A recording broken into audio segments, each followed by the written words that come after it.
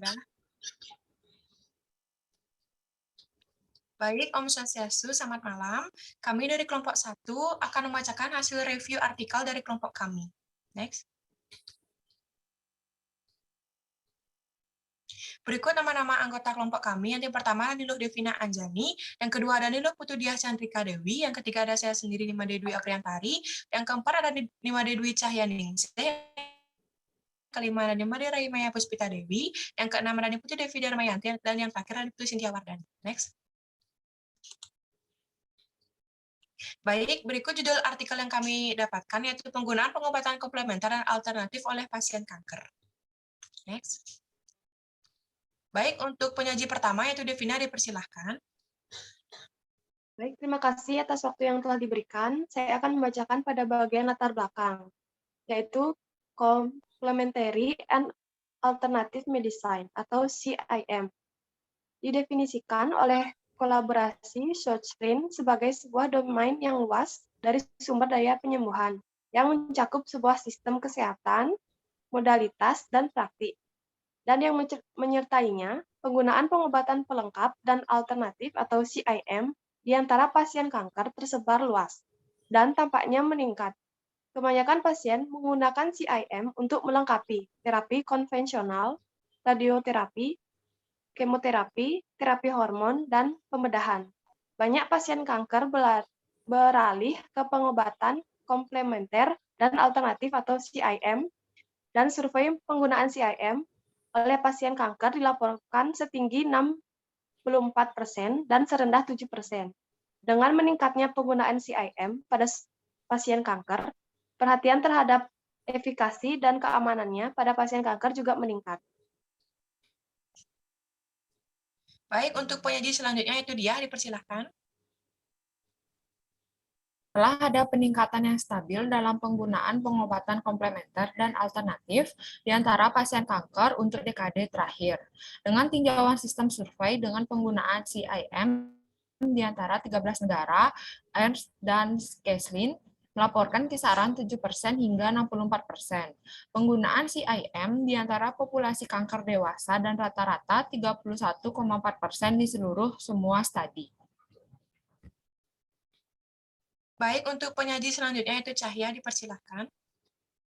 Baik, sampel yang digunakan dalam penelitian ini adalah 127 pasien kanker di Inggris melaporkan bahwa 29% dari populasi mereka menggunakan beberapa CIM.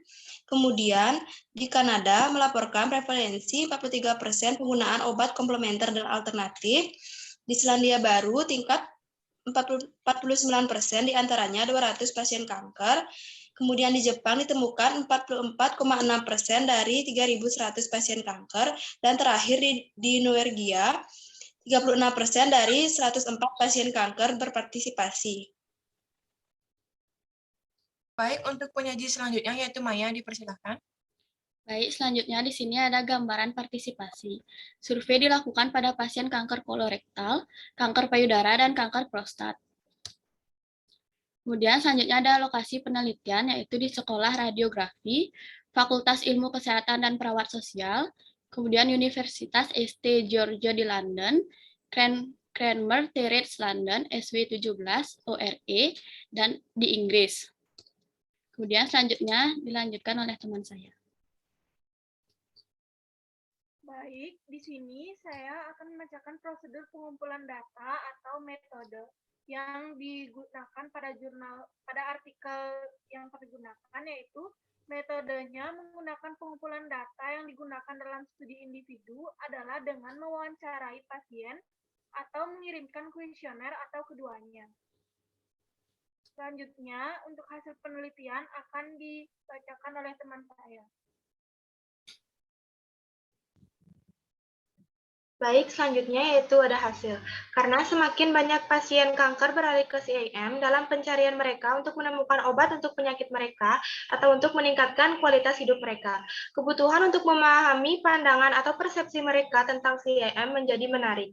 Ernest menjelaskan bahwa alasan yang diberikan pasien dalam menggunakan CIM dapat dikelompokkan menjadi faktor pendorong berupa negatif yang mendorong pasien menjauh dari pengobatan konvensional dan faktor penarik atau berupa positif yang berkaitan dengan aspek positif dari CIM yang membuatnya menarik bagi pasien.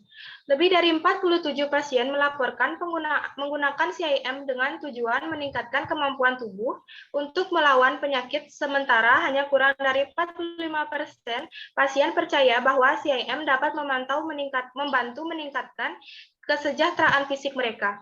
Alasan paling umum untuk menggunakan CIM adalah harapan baru untuk penyembuhan, sebesar 49% dan preferensi untuk terapi alami adalah sekitar 20%.